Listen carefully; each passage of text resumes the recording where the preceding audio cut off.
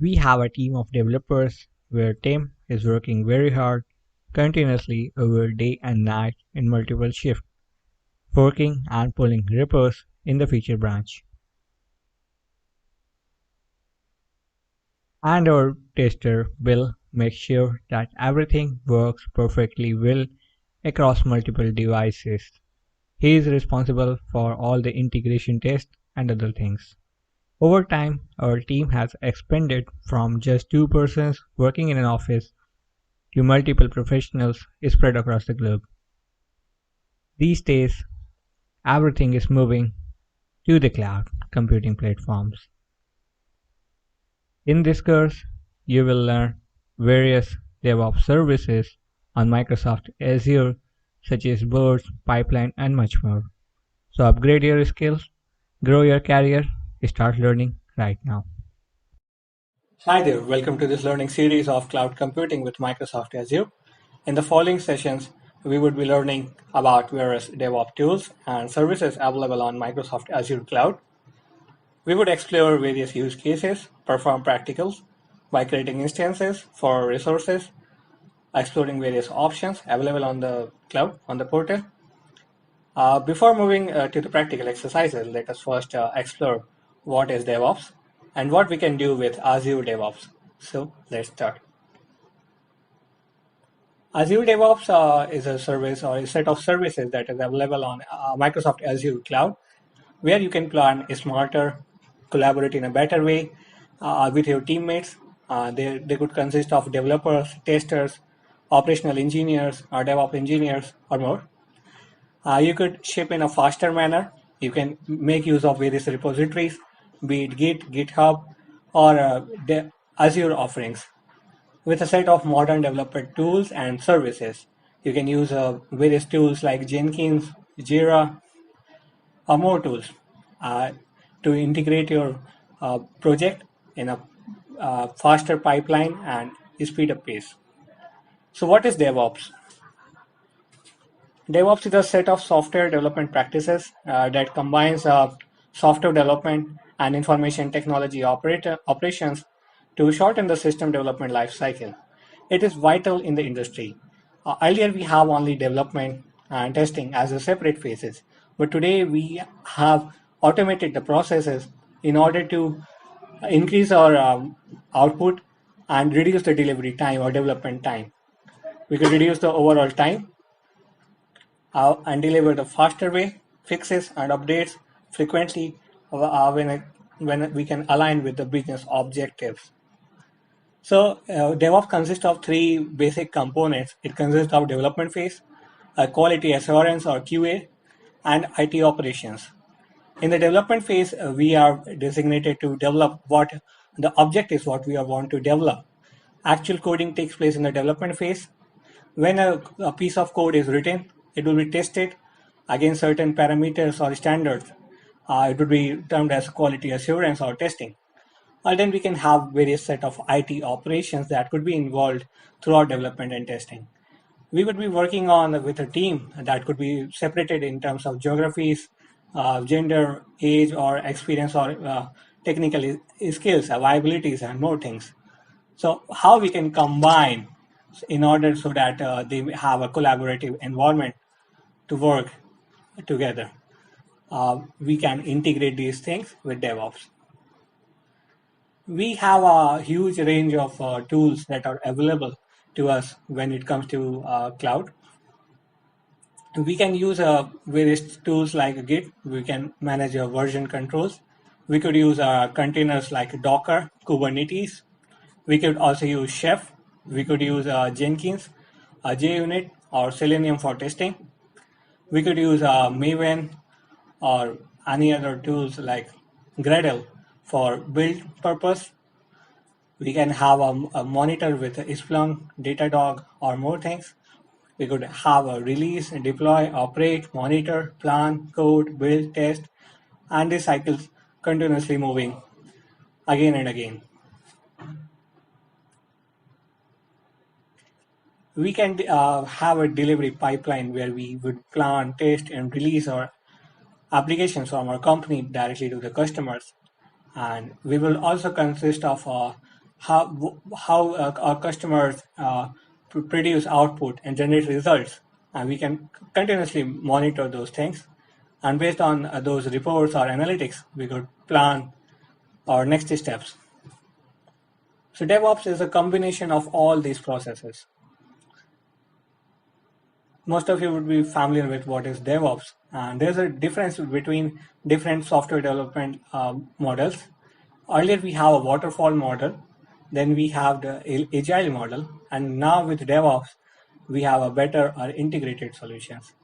Usually waterfall takes months of development and testing. We have a business which generates a requirements, that is called requirement analysis phase, that could be generated either by brainstorming, analysis, or different things. Then we have the development team set to design and build based on the requirements. Until a business has not given the requirement, the development team never starts working. And till a development team has not completed their development, testing team could not test those codes. So in this case, we have a stepwise function. When step one is completed, then only we can move to step two. So it was slow, it takes time. And the operations is the last part with the staging and production.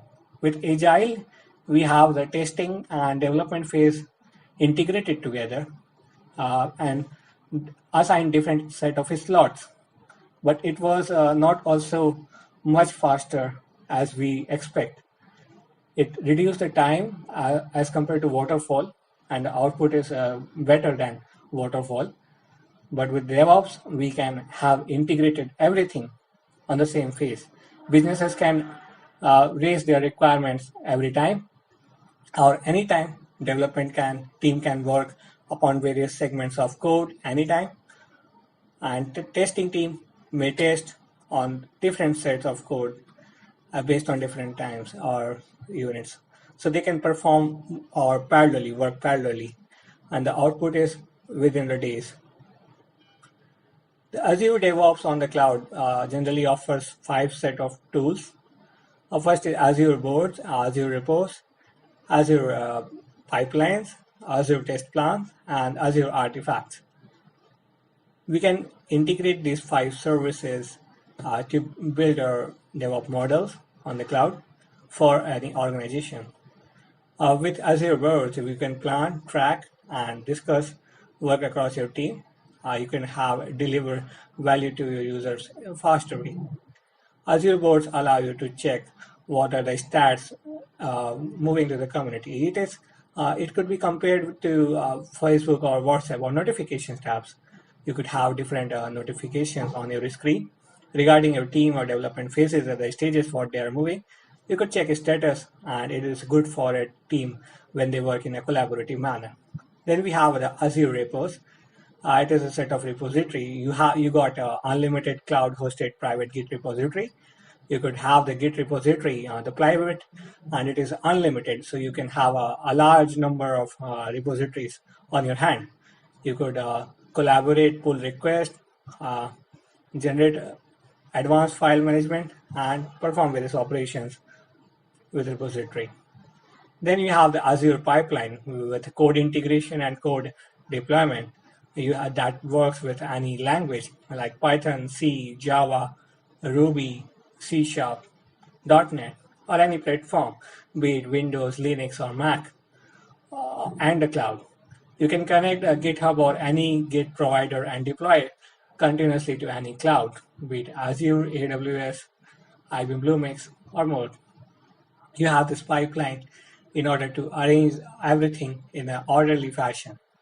Then you have the Azure test plans, where you can design the test suites, test cases, and test plans for test management and exploratory testing toolkit, which allows you to ship your package or deliverables with confidence.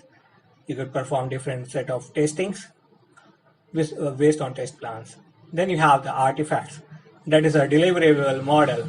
You have the create, host, and share packages.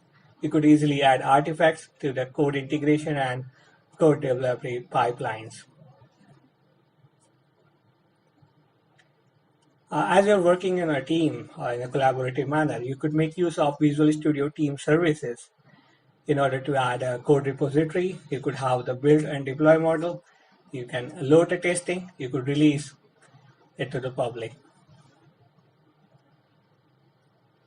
So this was about Azure DevOps. We will be learning more about different tools, Azure repos, Azure pipelines, and everything in the coming lectures. I'm performing practical by creating a project. So till then, keep learning and keep moving ahead.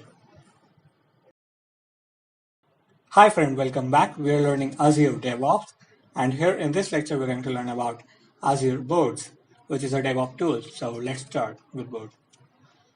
Azure Board is a DevOps tool or service that is available for your team in order to have a plan, track, and discuss your work across your teammates. Imagine it as a bulletin board or a blackboard where any of your teammates, be it a developer, tester, operational engineer, or any version control person, could raise an issue, paste a sticker on the board to discuss the plan, track the development or testing issues, discuss what you're working upon, or different bugs that may occur on your cases with your project, and possible solutions. It consists of short messages that could be flipped in order to get a more detailed insight.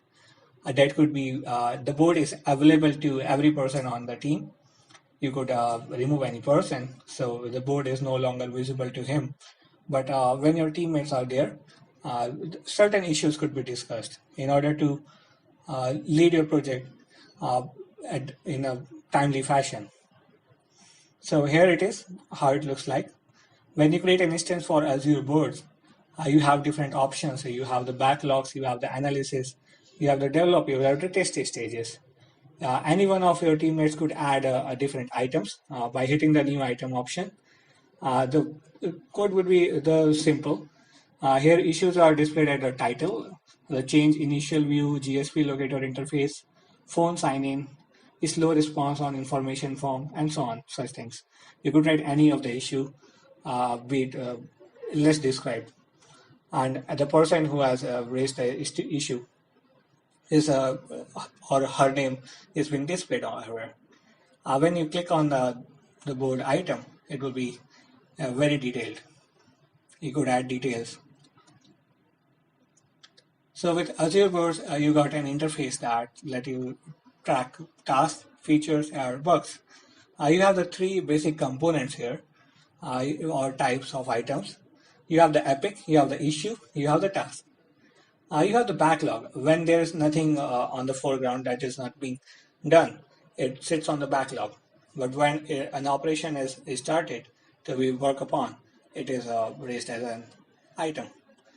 The epic is a super object of issues. Epic may consist of different issues, and similarly, an issue may consist of different tasks.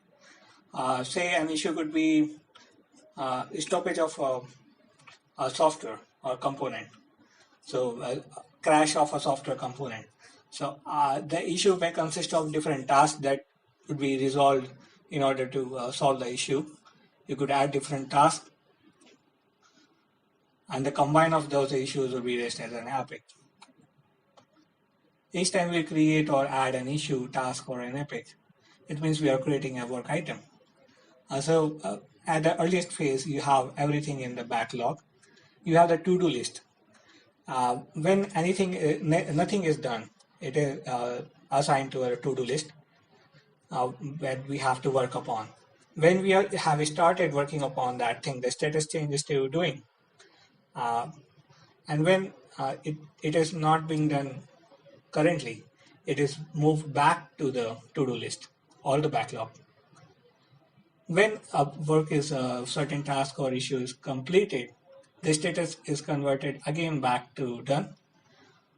Or when you are reworking on that thing, it is or reactivated, it is again assigned as doing. The object is stored in the work item data storage area. Every item here will have an identifier assigned to it, and these IDs are unique to a particular project. So that you could assign or identify those things. You can track work with Kanban boards that are available here. You have the backlogs, you have the team dashboards, and you have the custom reporting tools. You could combine a wide range of drag and drop planning sprint in a flexible work team with a different environment, having a traceability and perfect home for all your ideas. Be it you could be a startup, you could be a team of giant or R&D project enthusiasts. Uh, all kind of requirements need certain organizations, and this is here. A more detailed example could be here. On the left-hand side, you have all the services here. You have the work item boards, backlogs, sprints, queries, and plans in the board category. And you have the repos, pipelines, test plan, and artifacts as well. We're going to perform a practical project on this in the later section of this course. But for now, you can track these things. You have different areas. You could add new items. You have the active issues. You have the staging issues. You have the deployed issues. All are raised here based on different persons who raised different categories. The categories are here designed as tags. You have the Xamarin tag, you have the design tag, you have the machine learning ML tag, you have the general tag. The issues could be categorized. You also have the block tag as well. You could block certain issues or object. This is good for your team to have an interactive ground because everyone needs to socialize with each other. How much this socialize could be beneficial for your project. So there are different advantages for this. You have the connected from of idea to release. You could connect your idea to release by tracking all the ideas at development stages and keep your team aligned and in sync with each other. All code changes that are directly linked to work item. It has a Scrum ready environment. You can build in Scrum boards and planning tools to help your team to run sprints, stand-ups, and planning meetings. You have the build for insights. You can gain new insights into the health and status of a project with powerful analytics tool and dashboard widgets. You can start your planning next step with the sprint boards. You could have the IDs on the left-hand side, uniquely identifying an issue. You have the title for the issue. You can assign the task to a particular person, and you have the state of completion, doing, or to-do list, or either in the backlog. Then you can customize your dashboard to see various metrics or graphs based on different parameters. You could have the completion time, average completion time, duration, bugs, number of bugs that may occur in different phases or time. You have the cost metrics and more. So this was all about Azure boards. We're going to learn more in the coming lectures. Till then, keep learning and keep moving ahead. Hi, welcome back friends. We are learning Microsoft Azure, and here in this lecture we're going to learn about another DevOps tool, that is Artifact. So let's start with Artifact. So Artifact is a very powerful tool on Microsoft Azure DevOps tools category. It allows you to create, host, and share packages with your team. For your development operations and your testing operations, you have various deliverables or packages that need to be shipped to the customer or wherever it is required. So it manages the dependencies used in your code base and provides you easy tools to ensure the immutability and performance for these components. You can have a wide range of components, individuals that could be managed by your team, and it needs to be shipped. Artifacts are very important component.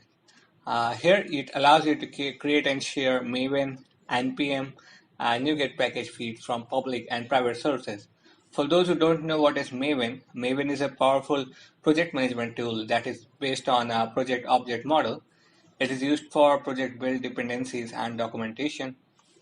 It simplifies the project build process. It is basically for Java. Then we have NPM, having the same purpose for Node.js. It allows you to package or run various commands for JavaScript or in the remote server. Then you have the NuGet, that is a Microsoft component. It's a free and open source package manager designed for Microsoft development platforms with C#, .NET. You could use this thing. It is a Visual Studio extension, and it comes as an extension that could be used throughout the process. You can add fully integrated package management tools to your continuous integration and continuous delivery pipelines with a single click. And you can create these packages from public and private sources with a team of any size. You could be startup, you could be tech giant, or any R&D. So here, how it looks like on the Azure dashboards. On the DevOps Azure category, you have different tools available here: boards, repos, pipelines, test plans, and artifacts. When you click the artifact option, you have the option to connect to the feed. You have the recycle bin. You have various artifacts or versions of your packages being displayed on the screen when you started with this. And so here we have different versions, different components depicting it views and sources. The source could be npm, Node Package Management, Maven for Java, and NuGet for Microsoft technologies, and it has a last post and description as well. You could manage these things rightly from here. So here it has more functionalities or advantages. You could share the code efficiently across different teams. You could manage all the package types easily on the cloud, and you could add packages to any pipeline for any DevOps process. You have a pipeline for testing, developing, and other operational phases. You could manage those things and integrate this thing while the process is being done. It simplifies the complex build process with artifacts. The build process is generally tedious or hard when it comes to offline or regular methodologies. With artifacts, you have everything on the screen that you can monitor or view things. It keeps it simple and organized. So you can share your code effortlessly by storing Maven, npm, or NuGet packages together. And there's no need to store the binaries. You only store the packages and binaries, and Git just simply need to be have in a universal package. You can protect your package as well. Keep every public source package you use with npm and NuGet in the same feed, and only you can delete it. No one can delete it, and it is covered in the SLA, Service Level Agreement, by Microsoft Azure. So it has enterprise grade Azure SLA and strong SLA. You can integrate a different package handling with your CI and CD pipeline as well. You could add those things. It has various features as well. You got the package feeds that you could use here. With the package feed, it allows you to group packages into feeds which are containers for packages, keeping you consume and publish your packages easily. Then you have the universal package, where you can store any file or set of files for all the artifacts that you use as a part of your development and deployment. You could create and consume a universal package via a Visual Studio Team Services CLI or the Azure CLI as well. You could call that function, run certain commands, and it will be on your hand. You can consider using them to store deployment inputs like installers, large datasets, or binary files that you need during your development, or a version container for your pipeline outputs. Then you got the views. You could have the views to artifact to enable use your subset of NuGet or npm package versions with your customers as well. The views are used to share package versions that has been tested, validated, or deployed. But you also use to hold back packages that are still under development and not ready for public consumption. You could check those things and manage those packages as on your hand. Then you have the upstream sources that could be used, which enables you to use a single feed to store both the packages you produce and the packages you consume from remote feeds. It has both public feeds such as npmjs.com, NuGet, and authenticated feeds like Azure DevOps feeds in your organization. That you could combine both kind of feeds together or based on different scenarios to produce the output whatever you like. Once you have enabled this upstream source, your user can connect with your feed and install a package from the remote feed, and your feed will save a copy of that. So it will store a replica. Then you have the upstream sources they add here. It will be displayed as shows the source and the location of the file, the complete URL, and the source type. Where you have the public source, Visual Studio Team Service feed, VSTS feed, or more. You could have these things.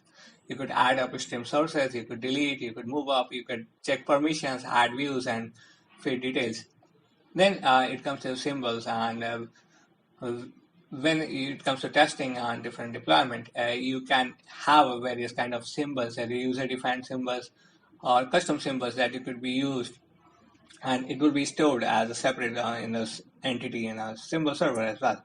To debug a compiled executable, especially different executables from native code language like C++, you need symbols that can be containing different debugging information.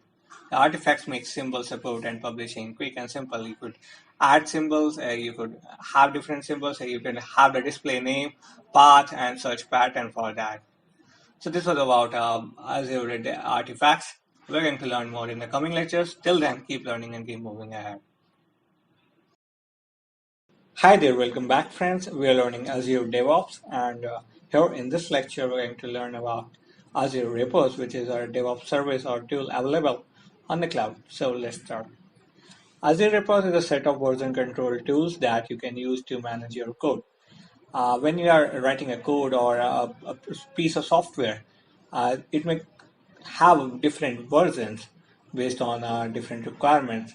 Say you have a first version, version 2, version 3, version 4, or it will be either in release or in production. You could have these things. You may be having multiple developers or testers simultaneously working on those different versions. So you need to manage those versions, having a version control. And on the cloud, you can realize it with Azure repos. With version control, you could have a set of your local Git repositories that you can use for this purpose.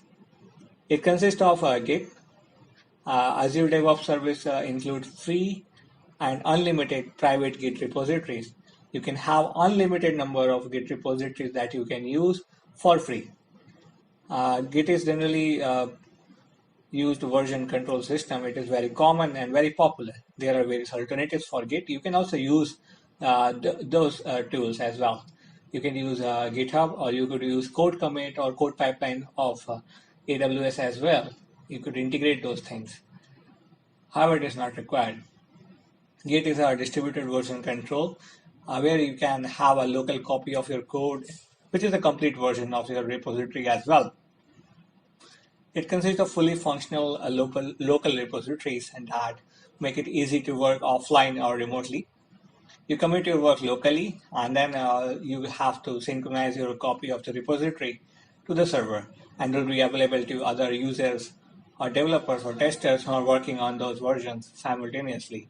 They could find these things, they could have a pull request, they could commit changes, have their own versions, and they can copy their repository and perform various set of operations. So how Git works, just have a general idea. Say you have written 10 piece of code, 10 different programs, or having them in a single folder.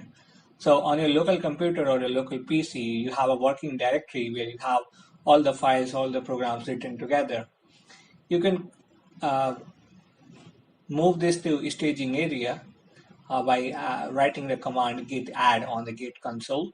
It could be command line utility or anything that could be added as an extension or plugin to various set of softwares like Android Studio have a Git plugin pre-installed. Eclipse you could use on NetBeans, you could use on Visual Studio as well. You have the Git extension pre-installed. So when you have a local working directory, you could run the git add command, add those directory or files to the staging area, and when you write the git commit, it will be created as a repository available to use for various set of developers or testers. There are various commands that you can use with Git, but there are certain general or common commands that you would be using whenever you are using Git. Git config, Git init, initialization, clone. You could clone the various paths. You could add a file or folder. You could commit your changes. You could check the status of your Git. You could set a remote connection. You could have a checkout for the branch name, whether this branch exists or not. You could select a branch, you could make a push request or pull request, you could merge two different branches, you could have a different operation, you could have a reset, you have log, You can manage the log as well. What are the various operations that has been performed on the Git? And it generates all the history of commands that has been executed. So here is the scenario how it appears on your screen. When you move to the Azure dashboard, DevOps dashboard, you have various services, DevOps tools available here, the boards, a repository, pipelines, test plans, and artifacts. In the repos option, you have various options available. You have files option, commit, pushes, branches, tags, and pull requests. You could create a file, upload file, modify file. You could commit changes. You could generate push request. You could add multiple branches to the existing nodes. You could have tags. You could make pull request as well. So here, when we click on any of the option, it will appear on the screen. So this is the option showing a pull request from a person to active, the completed and abandoned branches that have been shown. The status has been shown in the matter of minutes. You could add new pull request on the top right corner. You could have this thing. We are going to perform this thing in a practical session, so don't worry. Just get an overview how it appears. So here you can add things like that. The repository is pull request created by me. It will be displaying you the requests that are being assigned to you and assigned to your team as well. You will be working on those things. So if you have a working experience on either of Git or GitHub, it will not be very difficult for you. It will be just a change in UI or nothing more than that. With repos, you have various advantages as well. You have a support for any Git client. You can. A large number of Git clients has been supported by Microsoft Azure, or if it is not supported right now, it will be supported in the future. So be assured. You can securely connect with push code on your Git repository from any IDE, editor, or Git client. You have the webhooks and API integration as well. You could integrate different types of extensions, add validations from marketplace, or build your own using webhooks or REST APIs. You have the semantic code search. You could quickly find what you're looking for, and the code-aware search that understands classes as well as variables. So you could kick off your next build from a repository pull request. You can collaborate to build a better code with your teammates. So it is very beneficial, and it speeds up your process drastically. You can perform more effective Git code reviews with threaded discussions. You could add threads, you could add messages directly that could be sent to a person who is in charge and view the particular section where improvement needs to be done. Use forks to promote collaboration with inner source workflows. You could use those things. Then you have the automation of built-in continuous integration and continuous delivery to automatically trigger the builds, tests, and deployments of every completed pull request on pipelines or your tools. You have the complete integration of these things. You have the coding stage, you have the build stage, you have the production stage. All these things get assigned to the pipeline, and you could automate these things and build with value. Then you have the code autocomplete, you have the protection for your code quality and branch policies. You could protect your code quality and add different policies as well. You could have a reviewer policy. You could set IAM, identity and access management roles. You could assign different users different roles. So a tester could not write or modify the code right away if you do not assign him permission. You could test a various section of code. Similarly, a developer is responsible for writing code. He may not be testing any other person's code. So you could have those kind of rules or policies being implemented and based on roles assigned, and you can protect your code quality as well, having the branch policies. So this was about AWS DevOps repos. We're going to learn more in the coming lectures. Till then, keep learning and keep moving ahead. Hi, welcome back friends. We are learning Azure and DevOps, and here in this lecture we're going to learn about Azure Pipeline. So let's start with this. Azure Pipeline is a tool that is available under the DevOps category of Microsoft Azure Cloud. Here you could create continuous build, test, and deploy on any platform as well as the cloud. You have to write your code on the Git or any IDE, and you could integrate this thing with pipeline. It will be simple and efficient way in order to scale up or automate your continuous integration and deployment on the cloud. Azure Pipeline is a fully featured CI and CD service, a continuous integration and continuous delivery service.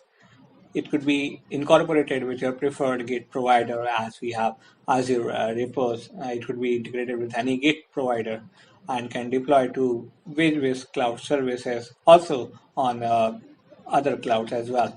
You could also integrate Azure Pipeline for AWS, IBM Bluemix. Microsoft Azure is well known. You could start with your code directly on a GitHub or enterprise server, GitLab, anything, or Azure repos. You just simply need to provide your code, create a pull request, add a repository, and when you have added, you just provide the authentication. If it is Azure repos, you could create using a resource ID or directly without using resource ID. Or with your GitHub or that thing, you have to provide your authentication. Then you can automate the build, testing, and development of your code to Azure, GCP, or AWS. Here is a view how you can use the Azure Devops dashboard for creating a pipeline. On the Azure DevOps dashboard, you have various options. First of all, we have the pipeline option here. With pipelines, you have various options as well. The builds, releases, library, and deployment groups. You got 4 options. When you hit a build button, you got this thing on the screen. You have a certain project, and for the project, you could create different jobs. Like here, we have created a Linux job. You could have different stages: a prepare job, initialize job, get sources, a command line node tool, and the CLI mode is running. Here it is running the yarn code for Hadoop, using the JSON file. It is fetching the packages using Node Package Management tool (NPM). You could add the summary, watch the logs of the thing. You could have the test. You have the YAML code here. You have the Windows job, Linux job, Mac job, and things running simultaneously. You could check the pipeline and integrate those things as well. We will perform certain operations in the project practical sessions. Then we have to understand what is continuous integration and continuous delivery. For those who don't know what is continuous integration, it is used to automate the test and build for a project.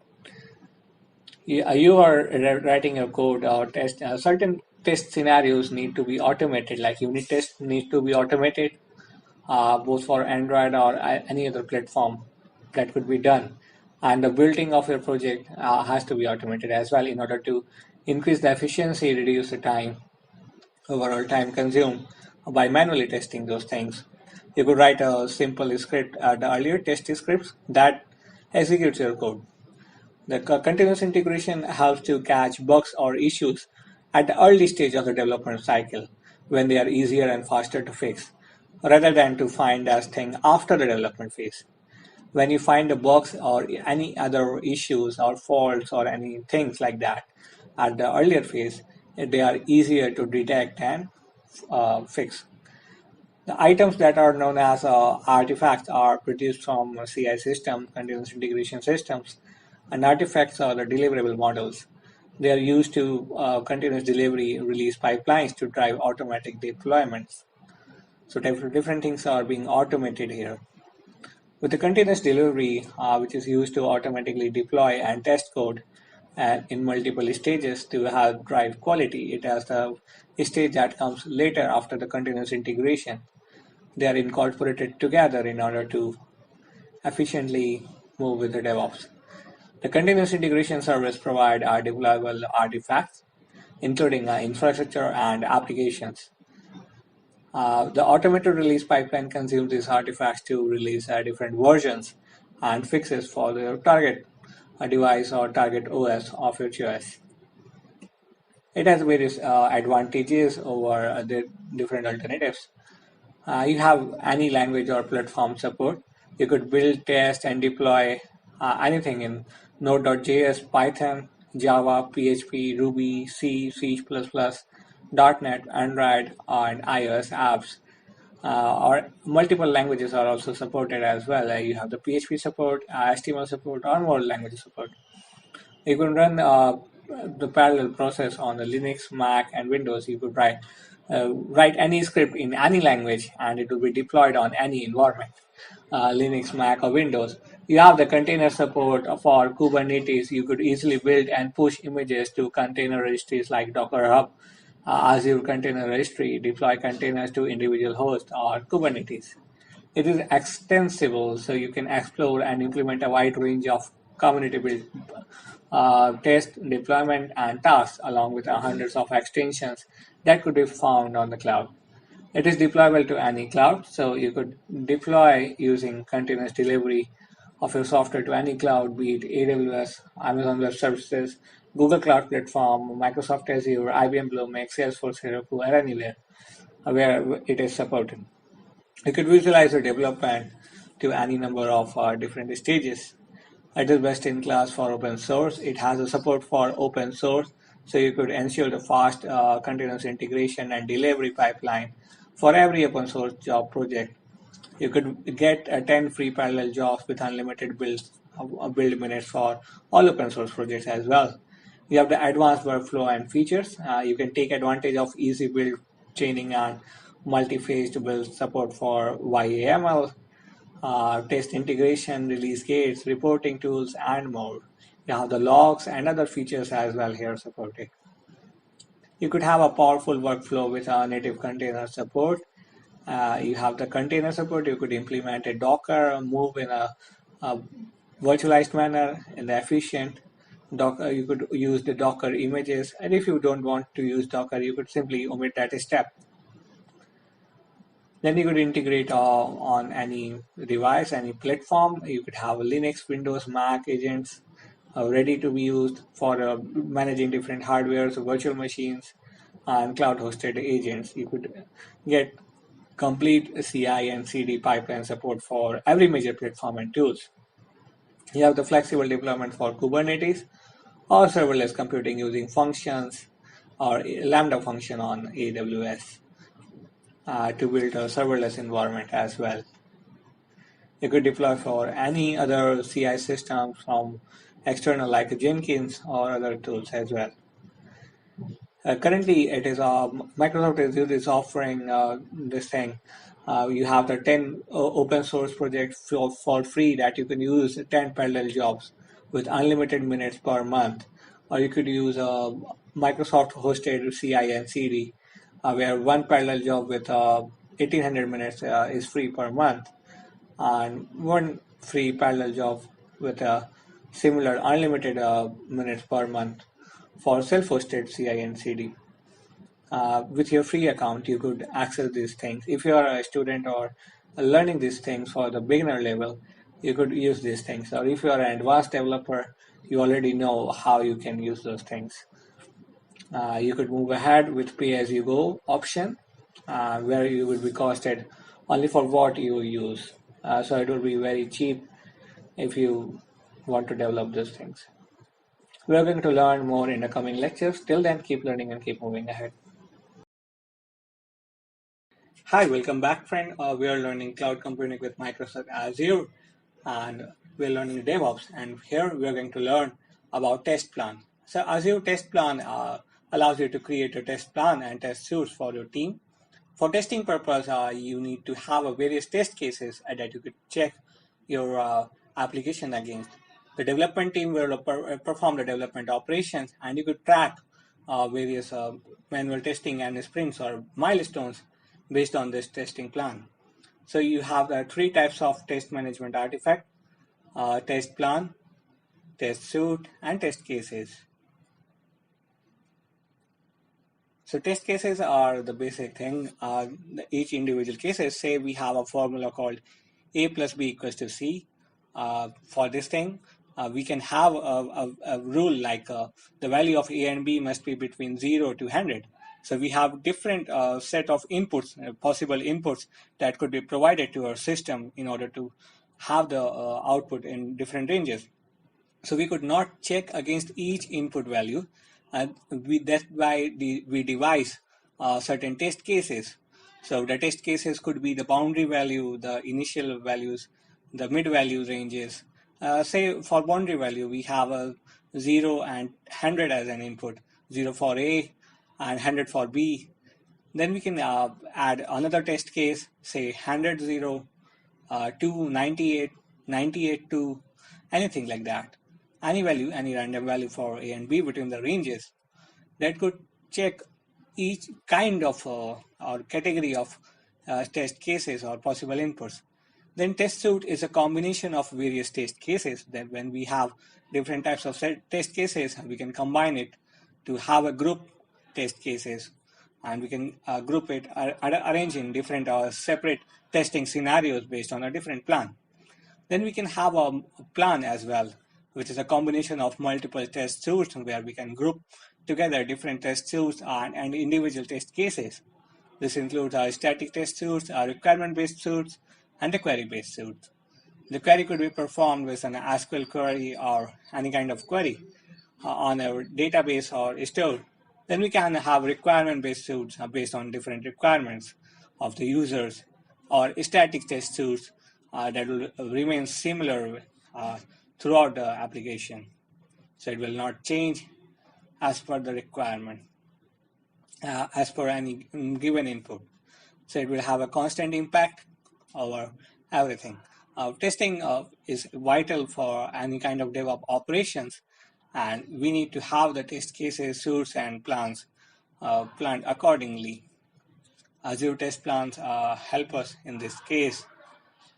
When we have devised the test cases, we could check against that thing and have a successful plan. So when you are learning the testing thing, you got to learn about the various kind of test cases that you could devise. Moving next, this is how it will appear on the screen, the test plan. It is available as a tool on the DevOps project option, and from the left hand side you could access this thing. It shows the charts for overall execution states, the failed, not run, the blocked, in progress, and not applicable stages. You can test by suite. It shows the metrics and graphs on the screen, and you have the test automation status. You got configuration coverage, you got a testing ownership, and the execution status. You got the idea phase, the development, testing, and ready. You can check the status of different projects, and you can manage based on the charts. You can have two kind of views in the test and the charts. Chart would allow you to get a better insight of the graphical mode of communication, and test would have your regular view. You could set parameters, add configurations, and run different test cases with this thing. You could create a repository, pipeline, artifact, or different things right away from there. And for the test plan, you have this on the screen. You can capture the rich data. You could test across web and desktop applications. You got end-to-end traceability for your application. You could capture rich scenario data as you execute the test code and make a discovered defect actionable. Then your application could execute the test across your desktop or web applications, or you have the advantages of end-to-end traceability and quality of your storage and the features. You have different advantages for using the test cases. A test without using any test case, you could not guarantee whether your application would function properly. Then you have the manual and exploratory testing tools. You have the planned manual testing. You can check the status whether they are going fine or not. If they are crossed, there are different actions. You could plan, execute, and track the scripted test with actionable defects and end-to-end traceability. You could assess the quality throughout the development lifecycle by testing your desktop or web applications. Here different things have now gone. And then we have the exploratory testing. We could explore, say we have an application for uploading an image, and when you uploaded an image it will work fine, but when you upload a video, it may show certain error or bug. So similar thing could be tested or against our different cases. Then you can design and execute a maximum quality for modern software development and explore various possibilities for application testing. So this was about how we can use the test plans on Azure projects. Uh, Keep learning and keep moving ahead. Try building your own solution. Hi, welcome back friends. We're learning Microsoft Azure Devops, and here in this lecture we're going to learn about tool integration. So let's start with this. Azure tool integration is a tool where you can use your favorite DevOps tool chains and seamlessly integrate with Azure. You can keep using DevOps tools that you know. You could be using Jenkins, you could be using repos, you could be using uh, Git, you could be using any kind of tools that you know based on Microsoft Azure or from any third party. You could get clear guidance and example architecture for tool integration in docs of the Azure, or you could find it on Google very easily. You could deploy natively to Azure services and take advantage of many tools that are available on the cloud shelf. You could run various commands or directly fetch from the tools that could be integrated. There are the various tools. For example, you could integrate IntelliJ IDE. It is an IDE for providing you code. You could write code, execute it for Azure Toolkit, providing you templates and functionality that you could create, deploy, test on Azure applications with integrated environment. And then you have the version control project management for Maven, which is a powerful project management tool that is based on project object model. It could be used for project build dependencies and documentation. It simplifies a build process. You could add the Maven plugin for Azure web applications or provide seamless integration with different tools. Uh, then you have the Eclipse, which is another IDE that is a cloud IDE. It could be easily integrated for the test environments and more. Then you have the Ansible that could automate cloud provisioning, configuration management, and application deployments as well. Then you have the Jenkins, which allows you to build your applications in the cloud and deploy them to the Azure. Then you have the Terraform, which is a reliable version and create infrastructure on the Azure. You could use it, the tools and languages you already know. You don't need to learn new thing, a new tool. You could be using the existing tools that you already use. You could spend less time integrating and more time in delivering high quality software faster. You could work with continuous integration and delivery tools from the pipelines using Jenkins or other delivery solutions. You get the most from infrastructure automation and configuration management. You can add the resource manager or have the infrastructure as a code. You could provision and manage infrastructure directly from your favorite third-party tools using Puppet, Chef, Docker, Ansible, Terraform, or more. You have the clear, you could gain clear guidelines and example architectures on the solutions for Azure. So you can build your own solutions, integrating various set of tools that are already available in the market. Try building your own solution. Till then, keep learning and keep building, keep moving ahead. Hello, welcome back, friend. Here in this practical exercise, we're going to create an instance for Azure DevOps project. It is a tool available under the DevOps category where you could create all the DevOps tools, repos, pipeline, and everything from here. Just hit the option. It will redirect you to the new page or new window where you can create your instance for this thing.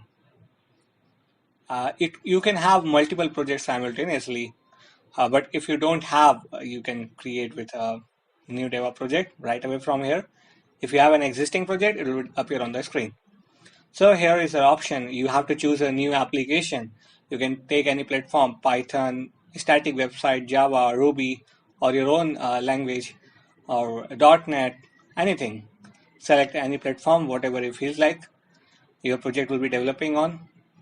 Let's choose a static website. We are going to create a static website. Here are the steps that we need to follow. We have to create the next option. We have to choose the framework, the Windows web app or web app for containers. We have to choose from this. Select a web app for containers for now, or for a Windows web app. You have to select your option and hit the next button. Once your service has been defined, you have to provide the name of your project. Here for a static website, I need to provide any name, say new website.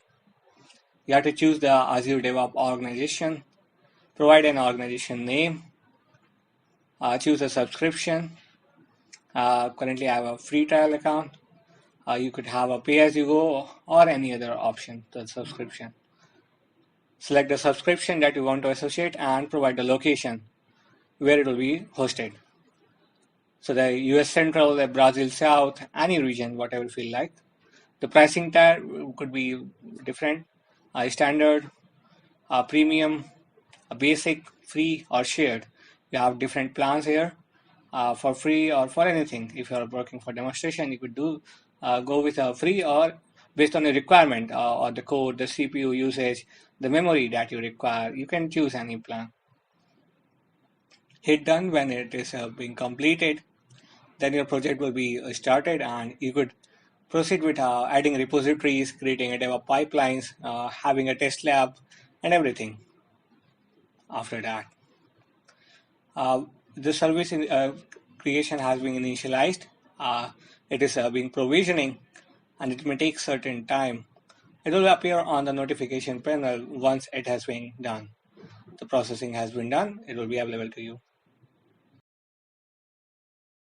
So now our application has been created and it is available from the notification panel. You can go to the resource. You have the operation ID. The project DevOps has been created. You have to go to the resource for this web application. Here in this exercise, we are going to learn about a repos that is available to our use that we can create a repository at the pipeline. Here the CI and CD pipeline, continuous integration and continuous delivery has appeared on the screen. Currently we have no resource and you have to go to the repository in order to code. You have to hit the code option.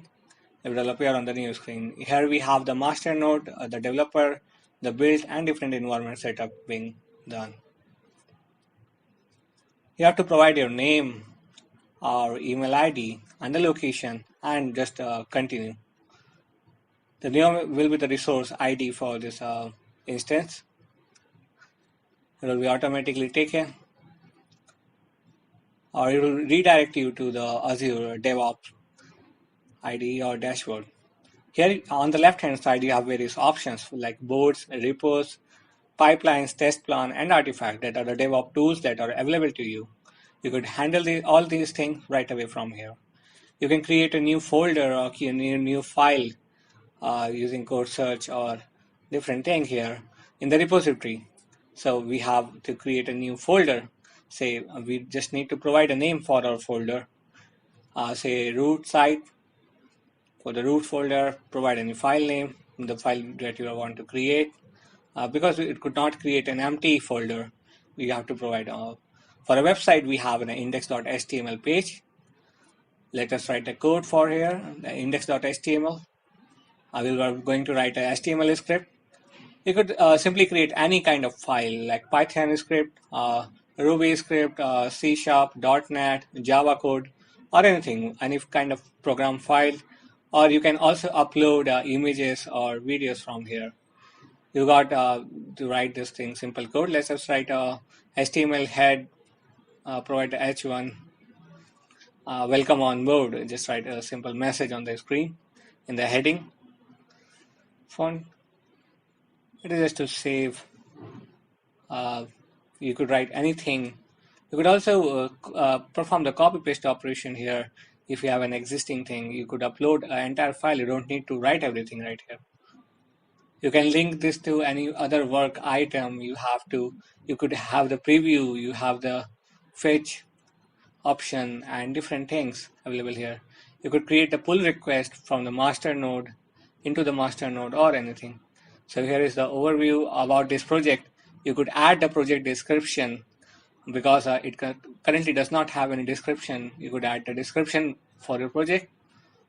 You could also create a README file or the wiki for this repository. You could also add tags. So this is a website developed and managed by our developer DevOps teams. It will be simple and concise message. Uh, Assign the new website demo, wiki, or anything. Hit the save button, it will be saved. It could not find a README file here because it has not been created. You could create a README file. So currently this repository project is private. You could add members for your DevOps teams. It is vital for developers or testers. You could invite just by providing their email ID matching to any Azure account. A dashboard could have a different widgets. You could have widgets, add the widgets. Then you can move to the wiki. You could create the wiki out there. Then you have the boards. You could create a epic issue out there. You have this option to select the column. You have the completed work status. The boards allow you to have the messages on the screen. You have to choose for various options. You have the accepted by, review, area path, activated date, tags. You could add multiple columns or various options. You could add your own custom column as well, or add multiple things right away from here.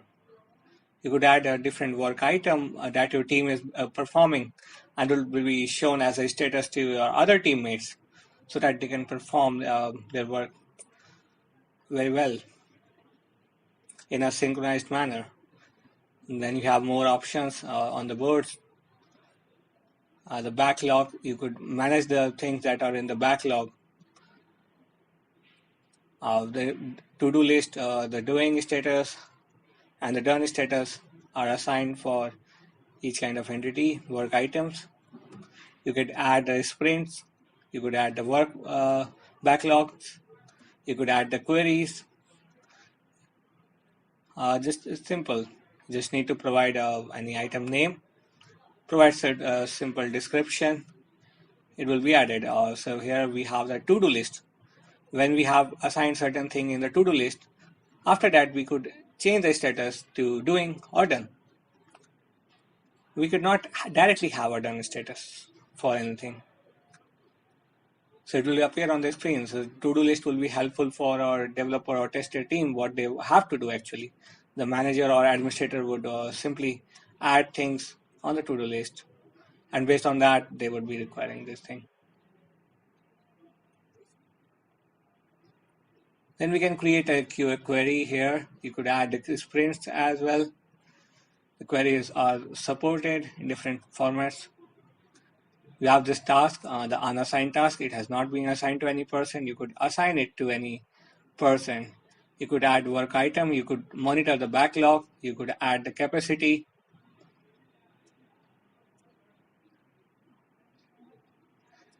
You have the queries here.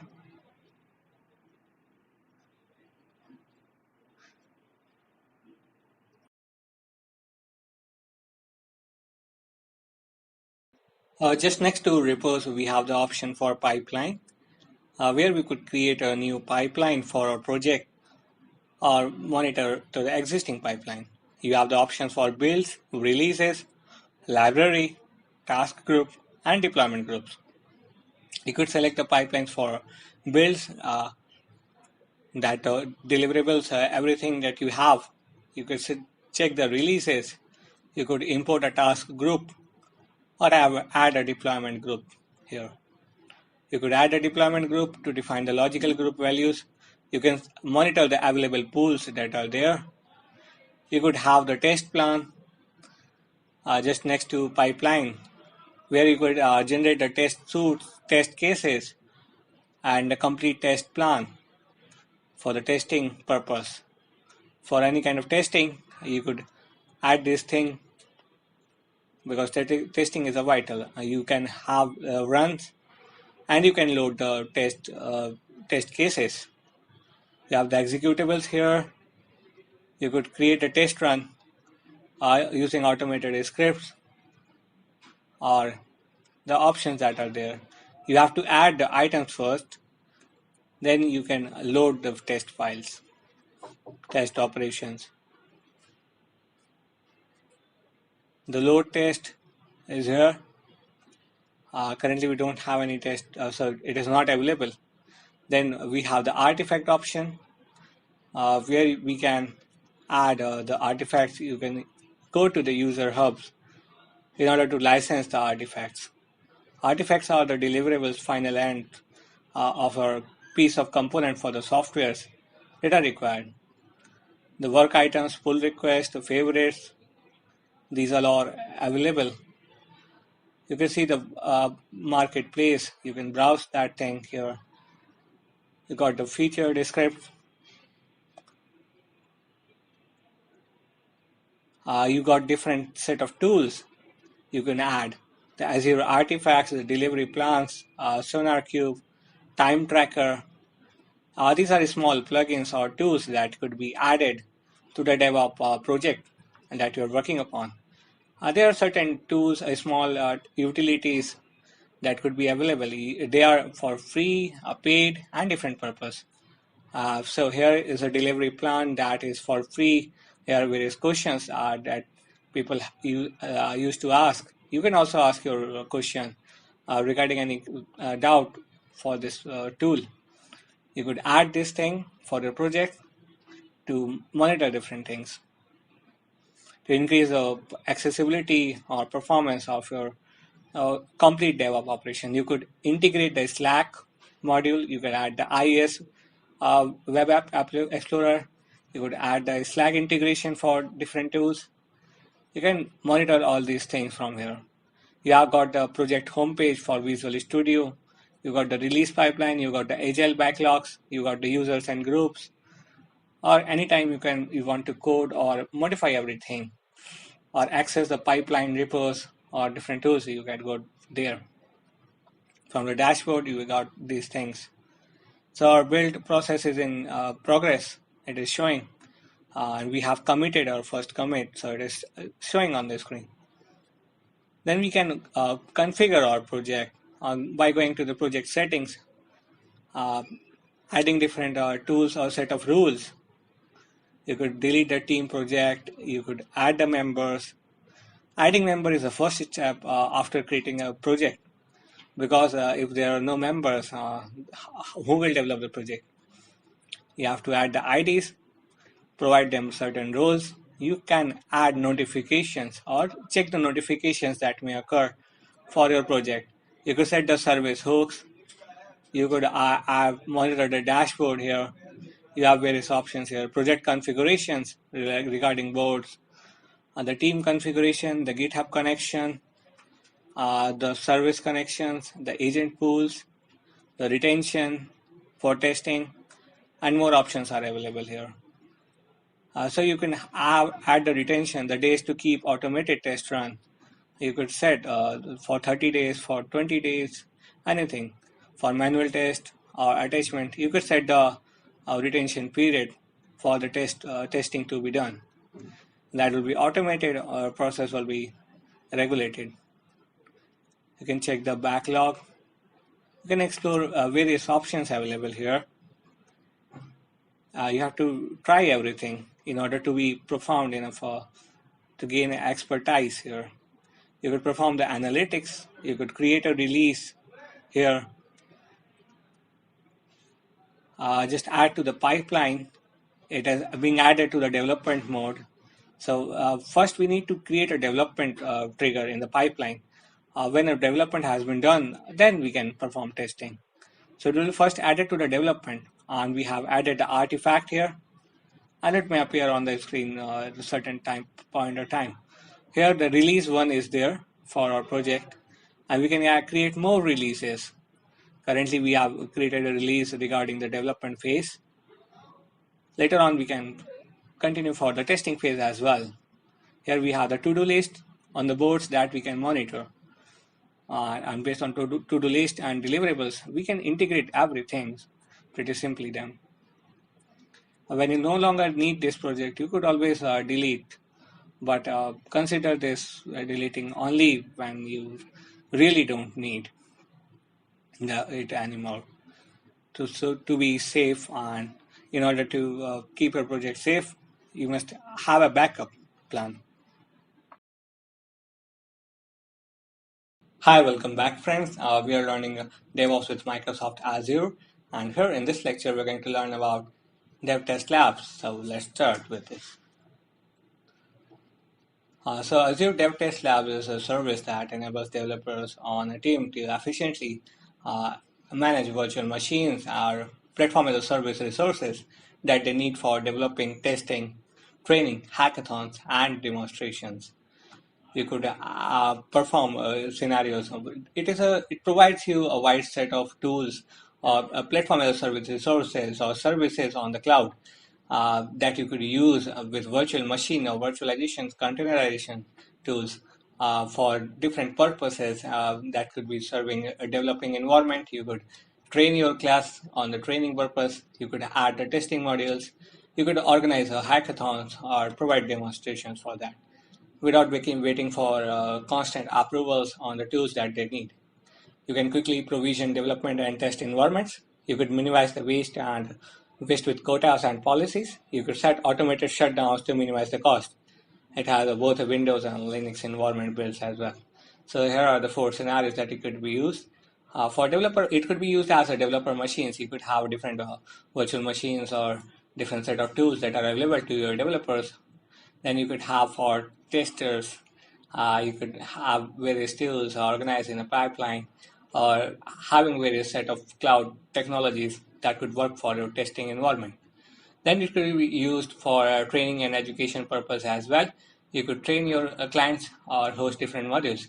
Say you have a Red Hat certification exam, and for Red Hat certification, you need to perform certain operations on the Red Hat environment. Uh, so your students may be required to have access to a virtual machine for Red Hat, perform various set of tools or operations there. So you have dev test environment for training purpose. Similarly, if you organize a hackathon for different things, your clients need to have access to various resources, compilers at the simplest level, or for advanced level, you have the entire platform or set of tools available. You could provide this thing with dev test labs. So here is how it looks when you create an instance for DevTest Lab. It has the preview options. Here are different virtual machines that would display to you when it comes to your dashboard. It has a subscription ID, it has a resource group, it has a subscription name as well. You have various options. You could stop the running of the virtual machines. You could start. It has various ways: Windows, Linux, or various versions of Linux, Ubuntu, Red Hat, SUSE, or various options. You have got the option for creating a custom image as well. You could create your own custom image. You could disable the auto shutdown. You can enable the auto shutdown, auto start. You can view the logs and manage those things. You can save a virtual machine as a reusable image in DevTest Lab. You have the same virtual machine, and various versions of that virtual machine could be used and used again by different clients or different persons at the same time. You have the training scenario with DevTest Lab. For the training purpose, you have a trainer, you have a trainee, or the students or a teacher scenario. The teacher would provide you the template for the DevTest Lab or tools that would be used. I will provide you the custom image, the policies, how you could use that thing. It could be billing policies, it could be roles or credentials as well. And then each training or student will enroll to their machines or their account, having access to various cloud tools or services available that could be used in order to perform a certain task for the function. Azure DevTest Labs could be used for setting of the policies. You could have the policies related to virtual machines, related to auto start, auto shutdown, startup commands, startup tools, virtual machine sizes. You have different kinds of developer virtual machines or testing virtual machines. You have different algorithms and formulas. You could use images and artifacts or deliverables models for that thing. It has various advantages. You have the self-service control, cost control. You can control the cost based on your own resources. You could provide the cloud environments without a worry. Lab policies and thresholds could be set up, and it could not exceed to a certain level to minimize the cost. You could have a threshold. Say you can set up the cost should not go above 1,000 US dollars. So you could have the control over the cost and what are the requirements. Then you have the option to create quick custom templates. You can set up your virtual machines with your developer tools with the latest build and with 3 clicks, and you can share reusable templates across your team. You can work with your own continuous integration and delivery models to create environments directly from your tools using plugins, REST APIs, Visual Studio Team Service extension, and more. It simplifies your cost management by setting the lab policies. You could automatically shut down and start up virtual machines. You could set up caps on your lab, such as number of virtual machines that could be used per lab, so that it may not cost you very much and stay in their budget. Then you could use the lab cost trend to estimate your spending in the future. You could calculate based on your past performance. Then you have the quick setup environment. You can use custom images to reproduce your environment. You can have installation of your latest bits and tools through artifacts, or you can add the formulas for different configurations. Then you have the integrate with your existing tool chains. You could be integrated with Jenkins, Docker, Puppet, Visual Studio, Git, and Chef, and various other tools. You can use REST APIs to provision development or testing environments directly from your tools. And you could quickly deploy or release your pipeline with team services. You could add the command line tools. You could run with the command line as well. You could tailor your scenarios. You could have the centrally managed development environment for your team as well. It has various capabilities. You could have to choose from the list of different virtual machine bases configured, approved, authorized by the team or central ID. You could click in a very few commands. You could have pre-created custom images. You can have the custom images with latest builds or softwares, whatever you feel like. You could have your own deliverable for your audience. It could be used in various scenarios. It would be simple by creating a virtual machine that you could add. You could create your own pre-created virtual machines. You could set auto shutdowns and different schedules as well. So DevTest Lab is vital in this today's world for complex performance or hosting different kind of technical events. It could be used, or rather, just have a better understanding over this that could be incorporated in any scenario that you could be using. So we are going to learn more in the coming lectures. Till then, keep learning and keep moving ahead.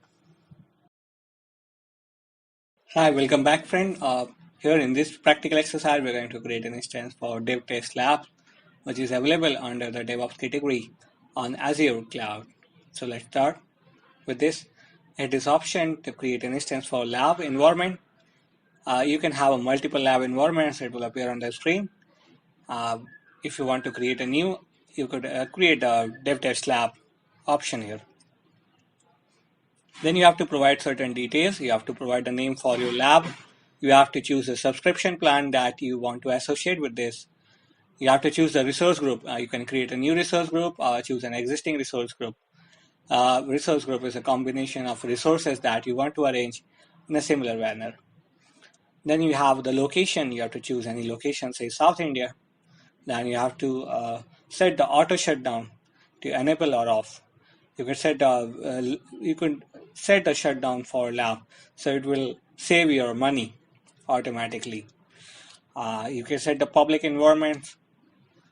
You can set the tags or hit the create option to create a lab. You can have the automation options being enabled or get a preview for this thing.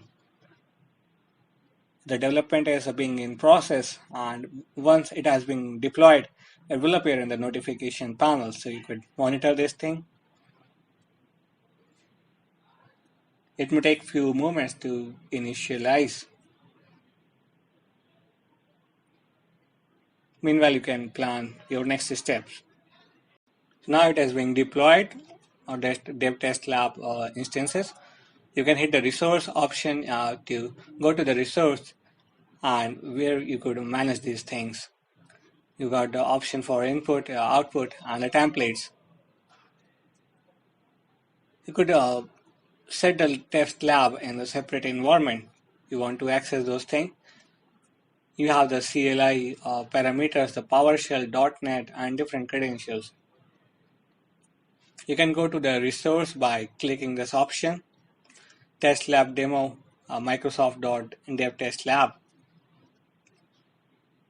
It is showing the operational details, the operation ID, the timestamp, the resource ID for each instance.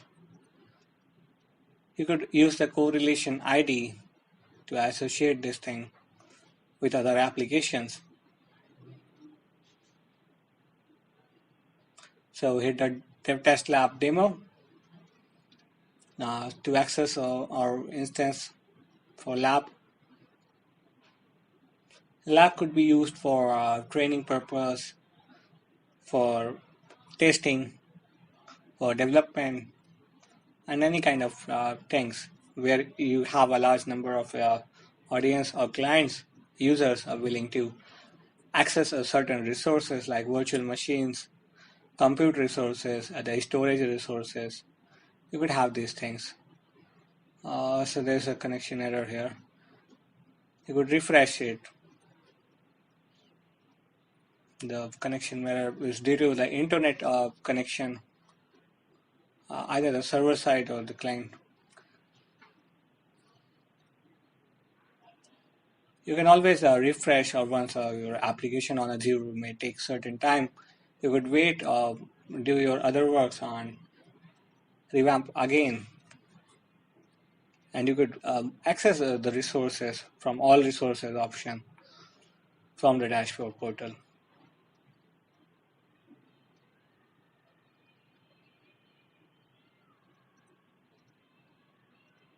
So it may take certain time, you can reload again.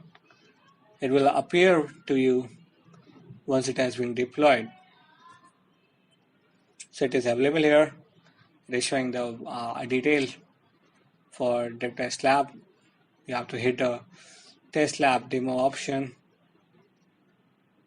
So here it is. You can have your own virtual machine. You can have the claimable virtual machines. Currently we don't have initialize anything, so it is not appearing here. You could get started with Azure Lab or read the complete documentation based on your scenarios. You could create a virtual machines in a matter of clicks using Azure Resource Manager. Multiple machines could be set up. You could tailor the lab for your scenario. You could get the internal support for this lab. And you can access everything, the data disk, lab server. You could add using the plus symbol on the top corner. And you could add different things like formulas, the secrets, the personal data, and things like that. You have the personal data, you have different things. So let us add a virtual machine. Hit the plus option. You have to choose the base from the given environment. You could use the Service Fabric Lab cluster, the BizTalk, the CentOS. It's a Linux operating system. You can choose a Windows, or you can set a Red Hat, anything. You have to provide the basic setting and the advanced setting for this virtual machine, for this virtual network. You have to choose a standard plan or any plan, the free tier or things like that. After you have created, it will be available to you. Then you could add the personal data. In order to, you have to make a request for that thing. Once they are available here, you could manage and access the virtual machine as you generally do. If you no longer need this thing, you could delete this. Just you need to provide the accurate name for this lab instance. Hi, welcome back friend. Here in this practical exercise, we are going to create an instance for Application Insights, which is a tool available under the Devops category on Azure. So let's start with this. You can create an instance or resource for this Application Insight. If you have an existing applications running there, it will be available on the screen. Otherwise, you could hit the create new application. You have to just provide the name for this application. Just provide any name. You have to choose then application type like ASP.NET Web Application or any other options. The name must be unique. So keep this carefully. You can choose any resource group, the existing or any resource group, whatever you feel like. You have to choose the subscription plan. You have to choose the location where this is going to be created. Let's choose Northern Europe. Hit the create button when your options has been selected, the provided. It may take certain time to initialize. Once it has been done, it will be appearing on the notification panel so that you could access the resource directly from here. Or you could also go to the all resources or directly moving to the resource group where this resource has been created. So it has been deployed. You could hit the go to resource option to access this application. You have different options on the left hand side. Here it shows the failed request, server response time in the graphs and the metrics. It will run different IP ranges and a notification will appear on the screen. You could investigate, you can have the application map here. You could perform a smart detection, you have live metric streams. And the application map currently does not have any data for this application because we have not created anything like here. You can set the live metrics stream by moving this option. Your app is currently offline. So this is a demo showing up on the screen. You have the failure report, you have the workbooks, you have the servers, you have the browsers, you have the server failure reports, the server log analytics. You can configure different things, the properties. You could also access this using the command line utility, using the credentials. You have the instrument key right here. You have the application dashboard option here on the top left corner. The application dashboard will lead you to a dashboard that is available. You could toggle your own view, add your own options from the provided options. You could remove anything, you could add anything. You could create a new dashboard here. The server response time, the browser response time, everything here. Hit the new create new dashboard and choose any option that you want to add, like clock, markdown, anything. You could expand it to over different area. You could say zoom in certain widget or zoom out certain widget. You could change the orientation, size. You could have the activity summary, the CPU percentage for virtual machines, Azure portal, the direct link to resource groups, all resources. You could add those things here. You could set the time format for 24 hours or 12 hours, whatever you feel like, and choose the location, say Sri Jayawardhanapura, Sri Lanka, and Asia. You could add anything like any time zone.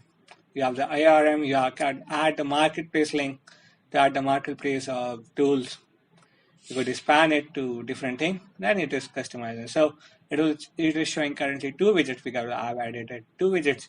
You could share this thing, you could add this, you could create a clone, you could delete it. You could create multiple dashboards for your Azure portal as well to drive the insights of different applications that are being there, whatever fills your requirement. You could add the tile gallery.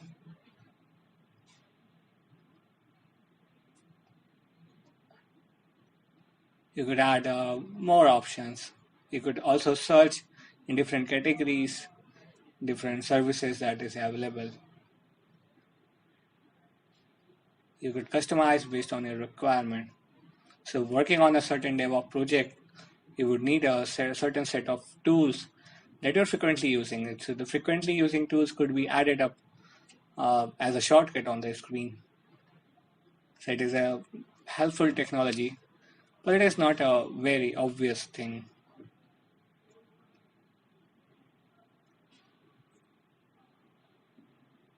You can delete this once you no longer need this thing, or you could add multiple dashboards. You can toggle between the existing dashboard or your customized dashboard. Welcome back. Here in this practical exercise, we're going to learn about Azure DevOps organization. Just hit this option to create an instance for organization. Once we have created a project under the DevOps category for repository, pipeline, and everything, it will be available as a DevOps organization, and it will be accessible from here. So it is showing the new website demo that has our DevOps project that is being created as an organization. It is showing an active status. It is located in the central US region, and here are the details for this thing. We can add the configuration here. We got the resource group name here. We could remove the billing. We could set different properties, add the organization name, add users, the stakeholders, check everything from here. What is running, what is there. We could add the Azure pipeline, what are running there. We could add the cloud-based load testing. We can get the quota, the testing virtual user month based on the limit, any kind of limit we can set. The paid, free for the subscription capacity. Then we have the subscription ID here. We have more settings, and we can add monitor our organization here. You could disconnect to Active Directory, Azure Active Directory, or connect it to Azure Active Directory when it is required.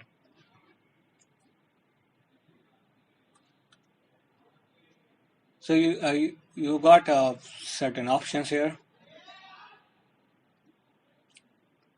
You could create this organization, but just stay focused your Azure DevOps projects.